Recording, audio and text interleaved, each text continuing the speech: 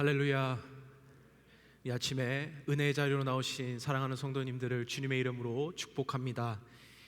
여러분은 인생에 있어서 터닝 포인트를 경험하신 적이 있으십니까?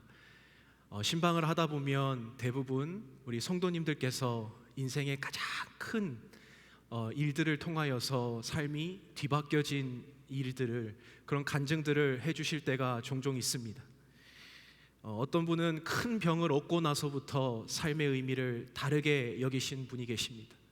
어떤 분은 자녀의 문제 앞에 도무지 넘을 수 없는 벽을 경험하고 나서야 하나님 앞에서 새로운 삶을 다짐하는 분도 계셨습니다. 어떤 분은 사업에 있어서 크게 한번 망하시고 나서 다시 한번 하나님 앞에 나아왔던 분, 또 어떤 분은 부모님을 잃고 나서 배우자와 사별하고 나서 다시 한번 하나님 앞에 은혜를 깨달았던 분들이 계셨습니다. 사람들마다 각자의 스토리는 다르지만 그 터닝 포인트가 있었다라는 사실에 있어서, 우리의 인생에 있어서 큰 전환점이 다 각자 하나씩 있다라는 것에 있어서 저는 참 있어서 참 제가 이 말씀을 준비할 때에 그걸 깨닫게 되었습니다.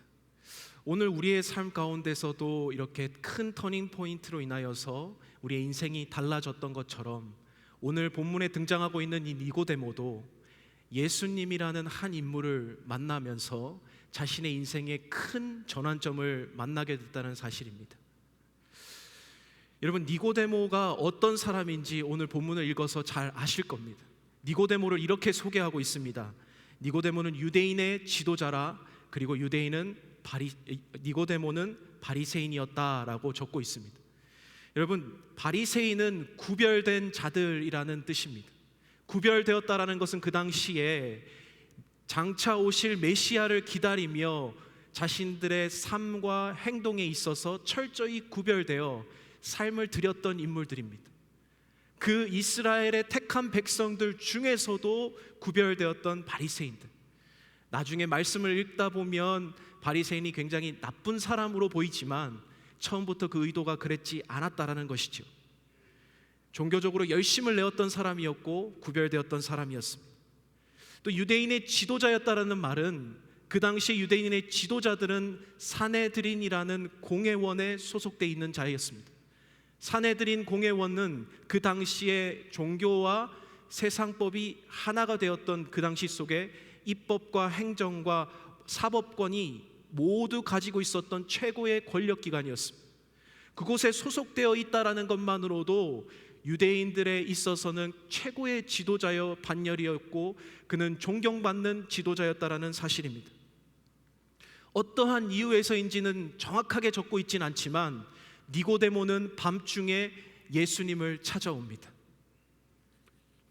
그리고 그가 행하였던 표적과 많은 사람이 예수님의 표적을 보고 따랐던 것을 기억하고, 그 역시도 그 표적에 있어서 보고 예수님을 따랐다라고 적고 있습니다.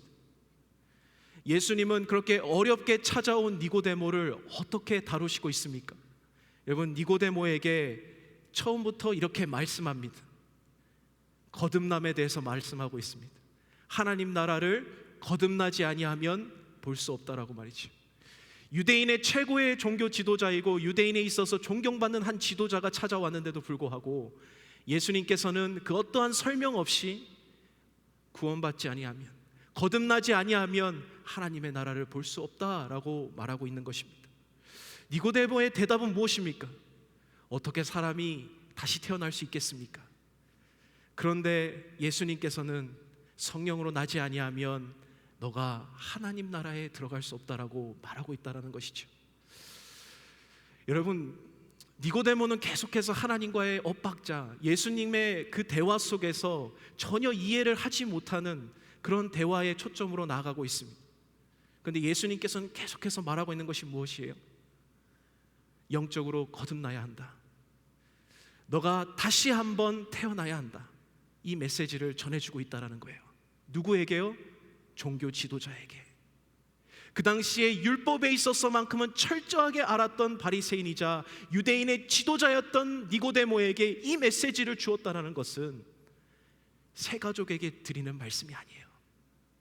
오늘 교회에 있어서 오늘 재직들이 되시는 분들에게, 오늘 말하는 중직에 해당되는 분들에게도 이 말씀이 해당되고 있다는 것을 여러분 우리 기억하셔야 합니다.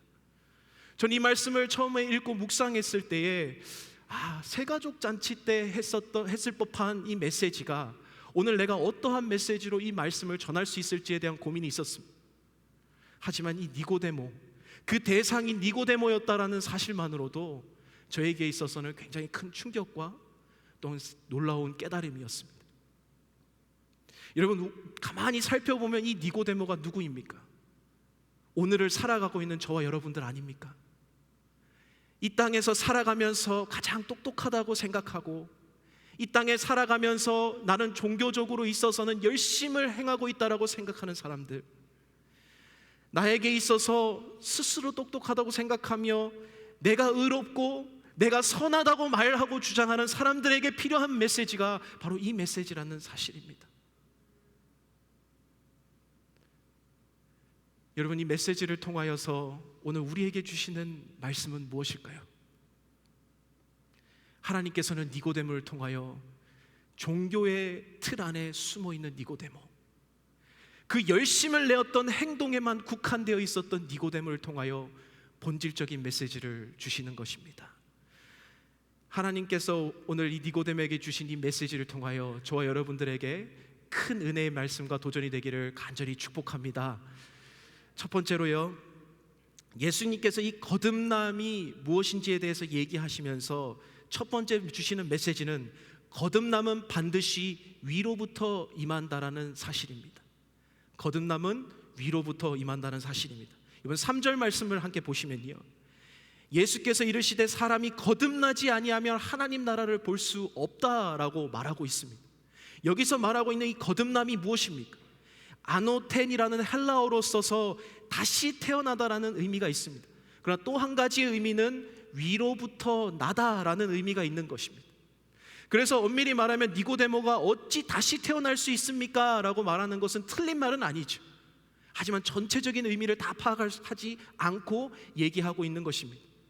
예수님께서는 사람이 위로부터 나지 아니하면 거듭날 수 없다, 하나님 나라를 볼 수 없다라고 얘기하고 있는 겁니다. 그런데 니고데모는 이 땅에서 우리가 어떻게 다시 태어날 수 있습니까? 이 땅의 지혜와 땅의 눈으로 이 하나님의 원리를 바라보고 있다는 사실입니다. 어떻게 우리가 구원을 받을 수 있습니까? 어떻게 내가 다시 새롭게 태어날 수 있습니까? 예수님께서는 하늘로부터 가능하다라고 말씀하고 있는 것이죠. 여러분, 5절 말씀에서도 다시 보면 이렇게 말합니다. 예수께서 대답하시되 사람이 물과 성령으로 나지 아니하면 하나님의 나라에 들어갈 수 없느니라. 뭐라고 말씀하십니까? 물 곧 성령, 성령을 통하지 않고는 우리에게 거듭남이 임할 수 없다라고 말하고 있는 거예요. 이거는 3절과 5절 말씀이 동일하게 우리에게 말해주는 것은 무엇이냐면, 그 주도권을 가지고 있는 이 거듭남에 있어서 주도권을 가지고 계신 분은 바로 하나님으로부터 나야만 우리는 구원받을 수 있다라는 얘기를 하고 있다라는 사실입니다. 하나님의 영인 성령의 역사가 아니고서는 거듭남이 있을 수 없습니다. 따라서 마지막 때에 장차 모든 것을 새롭게 하실 하나님의 그 능력으로만 오늘 저와 여러분을 거듭나게 하실 수 있다라는 사실입니다. 성령을 통하여 우리에게 새 영을 부어주시는 것이죠. 하나님께서 우리의 마음을 만지셔야 내가 변화가 된다는 거예요. 하나님께서 나를 건져내셔야 내가 구원을 받게 된다는 사실입니다. 여기서부터 우리의 출발점이 되어야 한다는 거예요. 여러분, 이게 재차 강조되고 이것이 우리에게 중요한 이유는 무엇이냐면요, 이 원리를 받아들이는 사람에게는 신앙의 접근법이 달라집니다. 여러분, 니고데모의 접근법으로 바라보면요, 어떻게 내가 다시 태어날 수 있을지를 고민하다 보면 종교적 열심에 빠질 수밖에 없습니다. 내가 어떠한 선행을 해야지, 내가 어떠한 직분을 받아야 내가 이것을 행할 수 있을지에 대한 고민이 시작되게 됩니다. 얼마나 돈을 벌어야 하고 내가 사람한테 얼마나 존경받아야 하는지에 대한 초점이 되어지면 거듭남에 대한 신앙적 원리를 잃어버리게 된다는 사실입니다. 예수님께서 우리에게 말씀해 주시는 것은 무엇입니까? 신앙의 접근법은 하늘로부터라는 거예요. 하나님께서 우리에게 주셔야만 임할 수 있는 이 신앙의 접근법을 니고데모야, 너는 왜 선생인데 이스라엘의 선생으로서 이것을 깨닫지 못하느냐라고 말하고 있다는 사실입니다. 따라서 우리가 필요한 것이 무엇입니까? 오늘 하늘로부터 임하는 이 구원의 진리, 이 거듭남의 진리를 우리가 대면했을 때, 직면했을 때 우리에게 요구되어지는 것이 무엇이에요? 그것은 바로 하나님께 은혜를 구하는 모습으로 나아가야 한다는 사실입니다. 내 행함과 나의 어떠한 것으로 거듭날 수 없는 걸 철저히 깨닫고 기도 외에는 답이 없음을 우리는 깨달아야 하는 것이죠. 여러분, 기도의 위대함은 바로 내가 아니라 하나님께 있음을 고백드리는 것이죠. 그래서 기도로 하나님 앞에 설 때에 하나님께서의 철저한 그 은혜로 우리에게 역사해 주신다는 것이 가장 기본적인 신앙의 원리일 줄로 믿습니다. 우리는 이것을 자꾸만 잊어버리는 거예요. 내가 무엇을 해야만 하는 것이 아니라 내가 은혜를 구하는 그 간절하고 갈급한 심령으로 하나님 앞에 나아가야 한다는 것입니다. 그런 나의 상한 심령과 간절한 마음으로 하나님 앞에 나아가고 기도하고 하나님 앞에 엎드릴 때에 하나님의 은혜가 부어지는 것입니다. 여러분, 저는 이 말씀을 준비하면서 모세와 이스라엘 백성들이 생각났습니다. 우리 주일 예배 때 계속 모세의 시리즈를 하고 있잖아요. 그런데 백성들의 죽음의 위기 속에 출애굽기와 민수기에 이어질 때마다 모세는 하나님 앞에서 백성들 앞에 죽음의 위기에 섞여 있는 이 백성들을 향하여 기도합니다. 그들을 향하여 기도할 때에 철저한 은혜를 향하여 가지고 하나님 앞에 기도합니다. 살려달라고 기도했을 때에 어떻게 되죠? 하나님께서는 그러시지 않아도 되는데도 불구하고 은혜를 내려 그 백성을 구원해내십니다. 그 기도를 통하여 그 기도가 백성을 살려냈다는 사실입니다. 여러분, 아브라함도 소돔을 멸망하겠다고 말씀하시는 그 하나님 앞에서 50명이면, 의인이 40명이면, 의인이 30명이면, 의인이 10명이면 살려주실 수 있습니까? 라고 기도하는 것이죠. 하나님의 대답은 뭐예요? 그렇게 하겠다고 말씀하시는 거죠. 의인이 10명이라도 있다면 너의 기도처럼, 너의 기도대로 내가 살리시겠다라고 말씀하고 있는 겁니다. 여러분, 이렇게 거듭남은요, 위로부터 임하는 지혜예요. 그것을 우리가 놓치기 시작하면 우리는 이 땅에서부터 우리의 거듭남을 찾기 시작하는 것입니다. 니고데모는 지금까지 열심히 하나님 나라를 위해서 노력했을 겁니다. 종교적인 열심과 사람들의 존경으로 인하여 많은 사람들의 칭찬을 받았을 겁니다. 그러나 하나님의 평가는 위로부터 나지 않으면 너에게 구원은 없다라고 말씀하시는 겁니다. 너는 이 하나님 나라에서 제외된다는 말씀을 하고 있다라는 겁니다. 오늘 이 말씀이 저와 여러분에게 다시 한번 하늘로부터 임하는 하나님의 놀라운 구원의 은혜가 우리의 마음속부터 믿고 다짐해지는 그런 은혜의 시간이 되시기를 간절히 축복합니다. 두 번째로는요, 거듭남은 반드시 내면의 믿음을 통해서만 받을 수 있습니다. 여러분, 위로부터 나는 거듭남에 대해서 설명하시고 하나님 예수님께서는 거기서 멈추지 않으셨죠.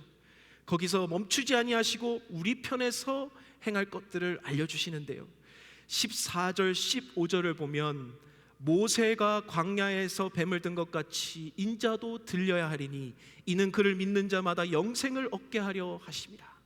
오늘 본문에는 읽지 않았지만 예수님께서 니고데모의 그 대화에 이어서 14절 15절에 모세의 이야기를 다시 돌이키시며 불뱀에 물려서 죽음 앞에 서 있던 그 백성들을 향하여 놋뱀을 바라보는 자들은 살게 되겠다라고 말씀합니다.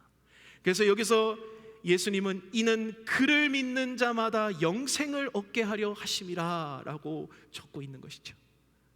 이것을 신약에서는 오늘 마지막에 읽었던 그 말씀이요, 하나님이 세상을 이처럼 사랑하사 독생자를 주셨으니 이는 그를 믿는 자마다 멸망하지 않고 영생을 얻게 하려 하심이라.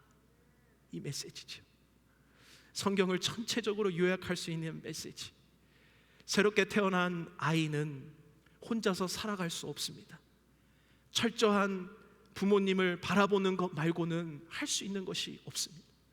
우리의 거듭남도 마찬가지로 예수님을 바라보는 것, 예수님이 나에게 행하실 것을 믿는 것, 그것 말고는 우리에게 할 수 있는 것이 없는 것입니다. 여러분, 이것이 우리에게는 수동적인 것입니까? 하나님께서 해야 하기 때문에 나는 가만히 있어도 된다는 의미가 아닌 겁니다.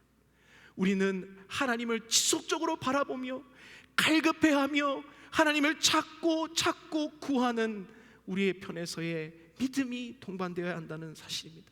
그래서 요한복음에서는 믿는다라는 이 얘기가 98번이나 등장하고 있습니다. 이거는 수동적인 믿음이 아니라 행함이 있는, 또 그 믿음을 통하여 움직이는 그런 능동적인 믿음입니다. 그 믿음이 어떤 믿음입니까? 바로 독생자 예수 그리스도 되시는 그분을 향한 믿음이어야 되는 것이죠. 저는 이 믿음에 대해서 곰곰이 생각해 보았을 때에 오늘날 우리의 교회를 향하여 하나님 주신 메시지가 어떤 것일까? 어떠한 믿음을 하나님께서는 요구하실까? 저는 이 믿음에 있어서 중요한 한 가지 사실은 바로 믿음의 대상입니다. 믿음의 대상. 모든 사람들은 무언가를 믿고 살아가지만 예수 그리스도를 믿고 살아가는 사람은 그렇게 많지 않다라는 사실입니다. 그 믿음이 누구를 향하느냐에 있어서 우리의 삶과 죽음이 결정된다는 사실이죠. 요한복음 5장에 보면 베데스다 연못가에 있을 때 38년 된 병자를 소개합니다. 그런데 여러분, 베데스다의 연못에 전설이 있는데 처음 물이 동하고 나서 그 안에 가장 먼저 들어가는 사람이 낫게 된다는 전설이 있어요. 그 전설 때문에 38년 된 병자도 수많은 아픈 사람들의 줄지어서 먼저 들어가려고 노력하고 있었습니다. 서로가 먼저 낫기를 바라며 경쟁하듯이 그 세상의 논리로 뛰어들어가고 있는 이 베데스다의 38년 된 이 병자 앞에 누가 나타나십니까? 예수님이 나타나시는 겁니다. 오늘 우리 가운데, 우리의 삶과 우리의 교회 가운데서도 세상의 원리와 세상이 말하는 그 전설과 세상의 지혜라고 말하는 그곳을 향하여 열심히 뛰어가고 있는 우리들에게 예수님을 찾아오시는 것이죠. 그래서 예수님은 잘못되어 가고 있는 그 믿음, 잘못된 대상을 향하고 있는 그 믿음을 향하여 뭐라고 말씀하십니까? 예수님은 이르시되 일어나 내 자리를 들고 걸어가라 라고 말씀하시는 거예요. 그 믿음의 대상 되시는 예수 그리스도께서, 그 본질 되시는 그리스도께서 소망은 누구에게 있다고 말씀해 주시는 거예요? 예수님 자신에게 있다라고 말씀해 주시는 겁니다. 여러분, 세상에서 말하는 소망, 그 희망을 기다리는 많은 사람들, 베데스다의 연못에는 그것은 소망의 그런 연못이 아니었습니다. 비참하게 많은 사람들의 희망과 소망이 꺾여져 갔던 베데스다의 연못이었어요. 아무도 사람들의 고침을 주지 못했던 곳이었습니다. 그러나 예수님께서는 그 비참한 베데스다의 연못에 찾아가셔서 소망 되신 예수 그리스도, 믿음의 대상이 누구이신지를 보여주셨던 그 예수님께서 그곳에 나타나셨다는 거죠. 단 한마디의 말씀으로 고치실 수 있었던 그 예수님을 오늘 저와 여러분이 믿음의 대상 되시는 예수님을 바라보며 나아가시기를 간절히 소망합니다. 요한복음 20장 31절에 이런 말씀이 있죠. 오직 이것을 기록하면 너희로 예수께서 하나님의 아들 예수 그리스도이심을 믿게 하려 함이요 또 너희로 믿고 그 이름을 힘입어 생명을 얻게 하려 함이니라. 예수 그리스도를 믿고 생명을 얻게 하려 하는 것, 이것이 우리의 말씀이 우리에게 주시는 목적과 본질일 줄로 믿습니다. 여러분, 1400만 부 이상이 팔렸던 베스트셀러 책 중에 하나인 예수는 역사다라는 책이 있습니다. 거기서 이 영화로도 제작되었던 이 책은 주인공인 리 스트로벨이라는 무신론자이자 팩트를 중요하게 생각하는 한 법률 전문 기자의 스토리를 담고 있습니다. 그는 자신의 아내가 예수님을 믿고 교회를 나가는 것에 있어서 못마땅하게 생각했습니다. 그래서 그 예수님의 허구성, 예수님은 사실이 아니다라는 것을 증명하기 위해서 13명의 세고의 최고의 권위인 학자들을 찾아다니며 예수님을 증명하기 시작합니다. 그 중에 한 고고학자가 이런 말을 합니다. 고대의 책이 사실임을 알 수 있는 증거는 사본의 개수입니다. 호모 일리아드는 사본은 1565개입니다. 많은 사본은 이 책이 사실임을 증명합니다. 소크라테스, 아리스토텔레스의 글이 사본은 10개 내외입니다. 그런데 더 많은 사본을 가진 책이 있습니다. 그것은 바로 성경입니다. 성경은 5843개의 사본을 가지고 있으며 이것은 진짜라는 증거입니다. 유일하게 고대 사본에 있어서 그 5800개가 넘는 사본을 여기서부터 세우면 1마일이나 되는 아주 긴 사본의 책이 쌓을 수 있다라고 말합니다. 그가 말하는 overwhelming evidence, 압도적인 증거임에도 불구하고 자신이 예수 그리스도를 믿지 못하고 있었다는 것, 믿음의 대상이 다른 데로 향하고 있었다는 것을 이 영어가 절실히 보여주고 있었습니다. 자신이 이렇게 고백합니다. 그리고 많은 사람을 통하여 이런 증언을 듣습니다. 당신은 보고 싶은 대로 보는 것이 아닙니까? 믿고 싶은 대로 믿고 싶은 것이 아닙니까? 오늘 저와 여러분은 어떻습니까? 비에르 교수님이라고 하는 분이 We Become What We Worship 이라는 책을 쓴 분이 이렇게 얘기합니다. 이것이 바로 우상 숭배라고 말했죠. 우리가 선택하고 믿는 것, 그것이 바로 우상 숭배라고 말하고 있습니다. 우상이 나를 잡고 있는 것이 아니라 내가 우상을 붙들고 오늘을 살아가고 있다라고 말이죠. 우리의 삶에는 우상을 선택하든지 하나님을 선택하든지 두 선택권밖에는 우리에게 없다라고 말해주고 있습니다. 여러분, 우리의 믿음은 어떻습니까? 올바른 예수 그리스도를 향한 믿음이십니까? 예수 그리스도께서 행하신 그 일을 믿는 믿음입니까? 아니면 내 뜻을 이루기 위한, 이 세상을 살아가기 위해서 내가 다니는 교회 그 신앙입니까? 오늘 우리의 믿음, 그 대상이 나를 살릴 줄로 믿습니다. 노뱀을 바라보는 것, 세상이 아닌 독생자를 바라보는 것이 우리의 유일한 참 소망이 될 줄로 믿습니다. 세 번째, 마지막으로 거듭남은 반드시 외적인 변화를 가져옵니다. 외적인 변화를 말합니다. 다시 말해서 천국을 가는 확신의 믿음만이 아니라 천국을 보여주는 삶을 살게 된다는 사실입니다. 여러분, 니고데모의 삶의 변화를 정확하게 나타내주고 있지는 않지만 간접적으로 요한복음에서 두 구절에서 이렇게 니고데모의 심경을 보여주고 있습니다. 요한복음 7장에서 보면 바리새인들이 예수님을 잡으려고 너희도 미혹되었느냐, 그를 믿는 자가 있느냐라고 사람들이 협박하며 분위기 조성하기 시작합니다. 그런데 니고데모는 이렇게 말합니다. 요한복음 7장 51절에 우리 율법은 사람의 말을 듣고 그 행한 것을 알기 전에 심판하느냐. 이게 무슨 말이에요? 예수님 앞에서 예수님을 변호하기 시작합니다.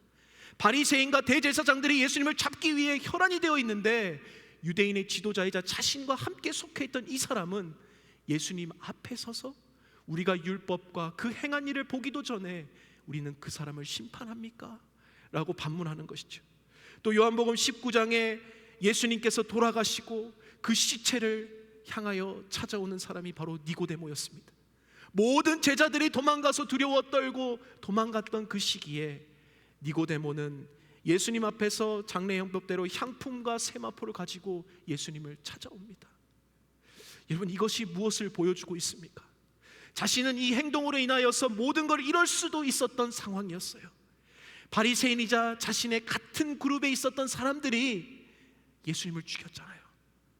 그렇다면 자신이 그 예수님을 찾아가서 정성껏 장례를 치러주고 그 예수님을 변호하는 그 모습은 장차 삶에 있어서 지위를 위태롭게 만들 수도 있었습니다. 그러나 이것을 언급하는 이유는 거듭난 사람에게 있어서 이 삶의 변화는 반드시 따라온다는 사실입니다. 내가 알고 믿고 나의 새로운 정체성으로 살아가고 있는 나의 삶 속에 예수님을 만났던 그 삶 속에서 독생자 아들 예수 그리스도가 내 삶에 만나줬는데 내 삶이 여전히 세상을 향하여 가고 있는 것 말이 안 되지 않습니까? 니고데모는 그렇게 예수님을 향하여 소심하게라도 섰던 그 인물이었다라는 것이죠. 저는 이 말씀과 이 그의 행동의 변화를 통하여 보았을 때 오늘 저는 우리 사랑하는 성도님들에게 묻고 싶습니다. 여러분은 예수님을 믿고 거듭났다라는 삶의 변화가 있으십니까? 그 삶의 변화는 어떠한 것이 있으십니까? 오늘 나의 삶에 있어서 종교적인 열심만이 그것이 변화라고 생각하신다면 다시 한번 나의 삶을 돌이켜서 내가 거듭나 있는지, 나의 삶에 있어서 구원의 확신함은 있는지 다시 한번 돌이켜 보시기를 소망합니다. 교회 안에서 구원받지 못하고 죽는 사람들이 생각보다 많다라는 사실 여러분 아십니까?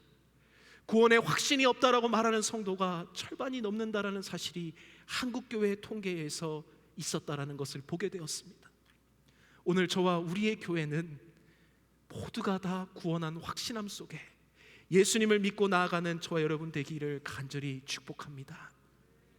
말씀을 마무리하면서 찬송가 285장이 떠올랐습니다.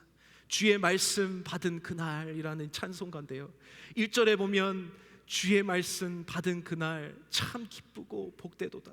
그런데 이게 어떻게 바뀌어 나가나요? 이 기쁜 마음 못 이겨서 온 세상에 전하노라. 그리고 2절에 이 좋은 날 내 천한 몸 새 사람 되었으니 어떻게 바뀌나요? 이 몸과 마음 다 바쳐서 영광의 주 섬기리. 3절에 새 사람 된 그날부터 평안한 마음 늘 있어서 이 복된 말 전하는 일 나의 본분과 사명 삼는도다. 그러면서 기쁜 날 기쁜 날 주 나의 죄 다 씻은 날, 그리고 늘 깨어서 기도하고 늘 기쁘게 살아가리. 이러한 고백으로 찬송가는 마무리합니다. 저 여러분의 가운데 이 찬송가의 고백이 우리의 삶의 고백이 되기를 간절히 축복합니다. 위대한 비밀을 깨달을 때 삶의 의미는 달라집니다. 그 거듭남의 비밀 속에 오늘 저와 여러분 우리의 삶이 인생이 뒤바뀌어지는 삶이 되시기를 간절히 축복하며 믿음을 통하여 그 거듭남이 확신으로 이루어지며 삶의 변화의 자리까지 나아가는 저와 여러분 되시기를 간절히 축복합니다. 기도하겠습니다. 사랑과 은혜가 풍성하신 하나님 참 감사합니다. 오늘 니고데모의 말씀을 통하여서 오늘 우리의 삶의 모습을 다시 한번 조명할 수 있게 하심에 참 감사합니다. 우리의 삶에 있어서 참 위대하고 참 놀라운 이 비밀을 깨닫지 못하고 또 알지 못하고 살아가는 오늘 우리의 성도님들이 있는지 하나님 다시 한번 우리가 고민하며 다시 한번 이 말씀을 되새기기를 원합니다. 위로부터 나는 하나님의 놀라운 은혜와 우리의 믿음으로 그 하나님의 거듭남을 받아들이며 다시 한번 삶의 변화된 모습과 자세로 나아가는 이러한 신앙의 자세가 우리의 모습 통하여 이루어지기를 간절히 원하오니 주님 간절히 부탁하오니 하나님 우리의 삶과 모습을 가운데서 거듭남의 모습들이 있게 하여 주옵소서. 사랑하는 성도님들의 간절한 마음과 그 간절한 고백 속에 하나님께서 은혜를 베풀어 주시며 오늘 놀라운 비밀 속에 우리의 삶의 놀라운 변화의 자리로 나아가는 사랑하는 성도님들 되게 하여 주옵소서. 오늘도 우리와 함께 하시는 예수 그리스도를 받들어 간절히 기도하였습니다. 아멘.